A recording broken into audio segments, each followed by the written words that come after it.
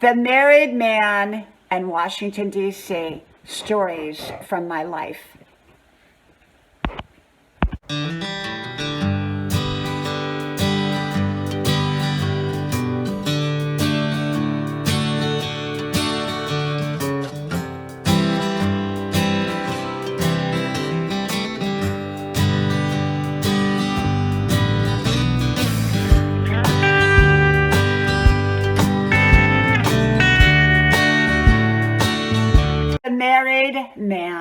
The Married Man, Stories from My Life.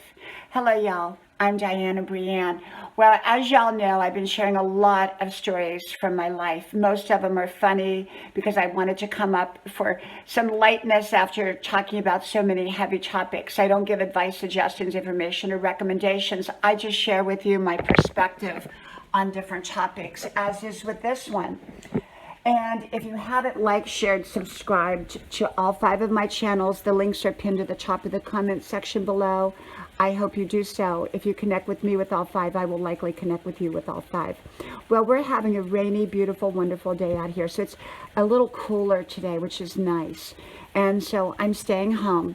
And I've been doing my little stories. They're not in chronological order, but you can go back and piece them together in chronological order if you want to. And this one's called The Married Man.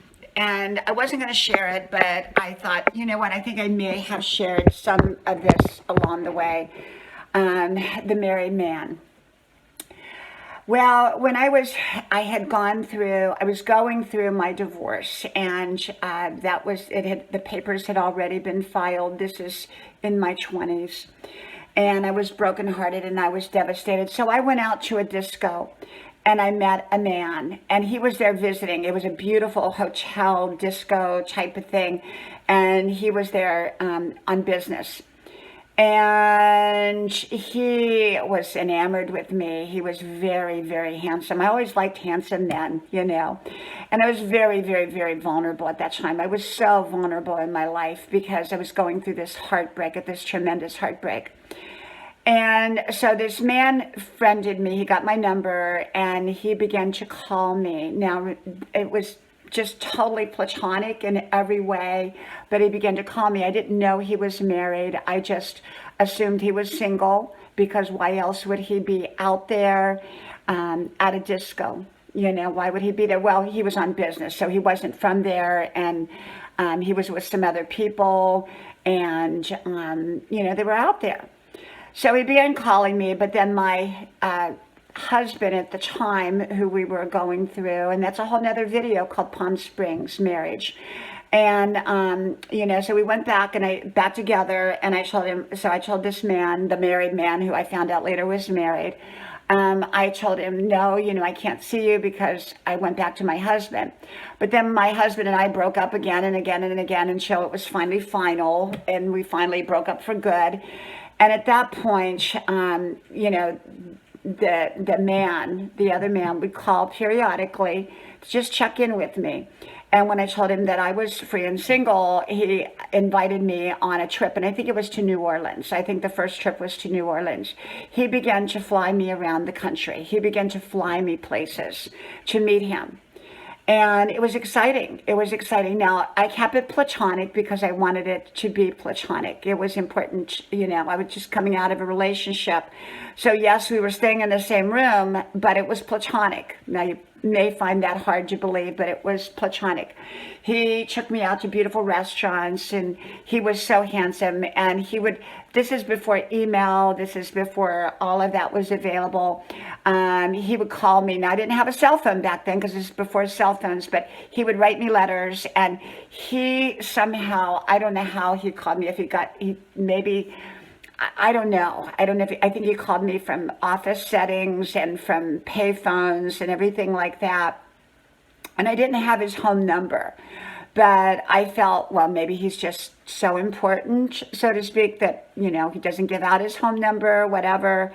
But he would write me letters. I would get 3 or 4 letters from him a day. And he was just, and, you know, he was really, had been smitten, as grandma would say, by me, and he was in love with me, and he flew me to Washington, D.C., And I remember the Christmas tree lighting there was beautiful. We went to the Christmas tree lighting, and but we couldn't be seen together. We couldn't be seen together. So in other words, when we were out and about, he would be like with a separate group of people, and I would be by myself. But he would kind of smile at me, wink at me, type of thing. And I was young. You have to remember, I was young. And someone being married wasn't just, it didn't really compute. Married people didn't go out with other people. So, obviously you think for whatever reason, he's just an important person who can't, we're kind of very private. Maybe he wants to keep the relationship very private, so it protects it, and so that, because, really you shouldn't talk a lot about a relationship in the beginning, I think, because often a lot of people will weigh in on it and then it doesn't turn out the way you had hoped. So I thought maybe that was the reason, whatever. And so he continued to fly me all around, and I would fly, and in Washington, D.C., I'd stay at this fabulous hotel called the Mayflower Hotel. It was really beautiful. It was a beautiful hotel. And so at one point we flew to Florida, and we went out on, I think it was Sanibel Island, rented a little house, a little place there. We called it our love shack or whatever, but we were still, I did not take the relationship seriously. He took it extremely serious. Extremely. Matter of fact, I was also seeing Mr. Big Boat at the time, and I did a video called Mr. Big Boat, and he was so jealous that he didn't want me to go with Mr. Big Boat. So he went, and I was supposed to take off with Mr. Big Boat to, I think, another place, and I had tickets waiting or something like that. So he called the airport, or at least pretended to call the airport, and said that Mr. Big Boat had gone back to his wife. They were divorced, and that he was taking the wife, and led me to believe that. So there was all kinds of this stuff going on, so that I would, and it might have been true for all I know. Mr. Big Boat could have been, but I don't know that. Mr. Big Boat said that wasn't true. So anyhow, but I couldn't tell Mr. Big Boat where I got that information from. So, so we're flying around, we're going to different places. He's very, he, is talking about marriage to me and everything, but things were really, not adding up for me. They weren't adding up. And like I said, we didn't have internet and all that. We didn't have the resources to, go do everything. And I was living in California. And so Mr. Big Boat, that was the other guy I was dating. So this was, so I remember one time I flew to the airport. He meets me at the airport, and he tells me that he's not going to meet me at the airport. And then because he didn't want to be seen with me, so didn't say that, but he didn't want to be seen with me, because he was married, obviously, but I didn't know it. So anyhow, I get off the plane, and I'm walking along, not expecting to see him until I get to the hotel. And there he comes out from like a payphone area and surprises me and hugs me and all of that. And I was really surprised. So he was very romantic in everything that he was doing. But then we had to separate, so till we got to the hotel.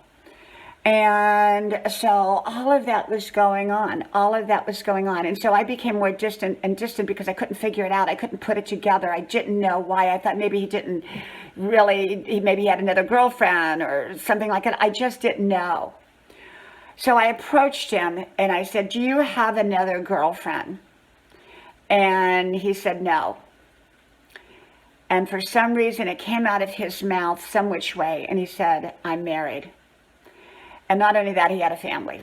So immediately I wanted to leave. I wanted to get out of there. I wanted to go. And I made him take me to the airport. And I ended up flying back. He didn't want to let me go. He wanted to work it out. He wanted to figure it out. He wanted to get a divorce. He wanted to do all this stuff. I said, "No way." I said, "I don't want to be any part of this." I said, "I will not be blessed if I go with a married man. As long as I go with a married man, all my blessings will stop and bad things will happen." I said, I can't do that.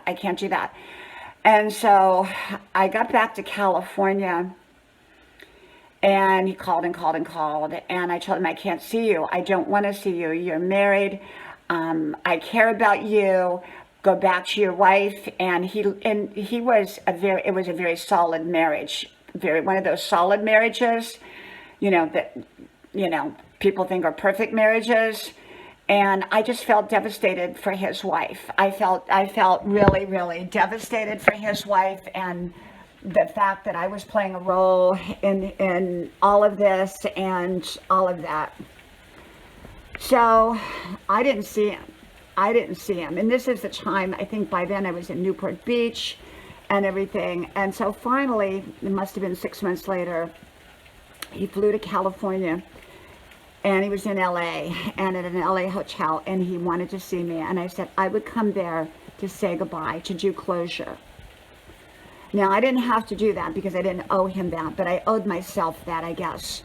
And so I went to the hotel room, and it was not a good meeting. He was upset with me that I would not go back with him. He knew it was over. He said that those previous 6 months that he had been separated from me were the worst of his life. They were the worst of his life, And I believe he was sincere. I believe he was absolutely sincere. But I said, you go back and be with your wife and build a marriage and never, ever, ever do this again. And, up until that point, I don't believe he had been with anybody. I don't believe he had cheated with anybody. I don't believe that. I don't believe he had ever been with anybody else outside of his wife. And for whatever reason, I was vulnerable, and he was in love with me, and that's what happened. And so anyhow, I broke it off entirely. I wouldn't have anything to do with him. I didn't even take phone calls at that point. We quit calling and everything. So it was about, I don't know, several years later, because I was married to my husband. We were living in Europe. He got my phone number in Europe, which is not an easy thing to do because I have a different married name and everything like that. And he got my number. He called me, and we talked. And he wanted me to fly to meet him from Europe. And I said, well, only if I can bring my husband. And that was the end. Because, and I meant it, because I was married, and I was happily married, and I wasn't even going to do anything like that. And I knew that, of course, he would reject that. But I just said, as long as I can bring my husband. And that was the end. We never talked again after that. I don't know what happened to him. I think he was and is a good man. I really do. But, it's easy as a single woman who is vulnerable to get caught in that trap. And I could have made the decision to stay in that relationship. But where would it have gone? I mean, I could have broken up a marriage and we could have gotten married, but what kind of marriage would that be? And I didn't want to do that. So that was my story about the married man. So I stayed clear of married men. I always stayed clear of married men. I had enough single guys. I mean, I didn't need a married man. I had enough single guys in my life. And I've talked a lot about all the relationships that I had. But I thought, you know what, there's a lot of women out there that are vulnerable and to a situation like that. And I believe, me personally, I was always taught that if you go with a married man, bad things will happen, or a married person that you knowingly know. And I was taught that, and I didn't want to go through anything like that. And also, it stops your blessings. And so for me, I just said no. I said, that's it. I'm walking away. And I was vulnerable in so many ways. It would have been very easy to stay in that relationship, but I knew that I would never be blessed, and I had to get out of it as quickly as I could, and I did. And I think I was actually kind of nasty to him verbally, meaning, unkind. I said some unkind things to him to get him away, to get him to leave, to get him to stop pursuing me. And so I did, I did. But I'm hoping that I'm sure he's still married to the same woman, I hope. And I hope he went on, and I hope he never did that to anyone else again, or to himself, or to his wife. And the person that was the biggest victim there, the silent victim was his wife, in a sense, that she didn't even know about this affair or whatever it was called. And I don't know if he ever told her. I don't know if he ever came clean and told her that he had had a relationship. And I think maybe because I kept it so platonic, that I think that maybe for that reason, he felt safe with me. He felt safe with me. Does that make sense? That he felt safe to be with me, that I was safe for him. And maybe that's why he had not been with any other woman up until that point. So anyhow, I thought I would share that more serious topic with you. And so anyhow, may God bless you, and I hope to talk to you soon again. I hope you like, share, subscribe. Hope to talk to you soon again. Bye-bye.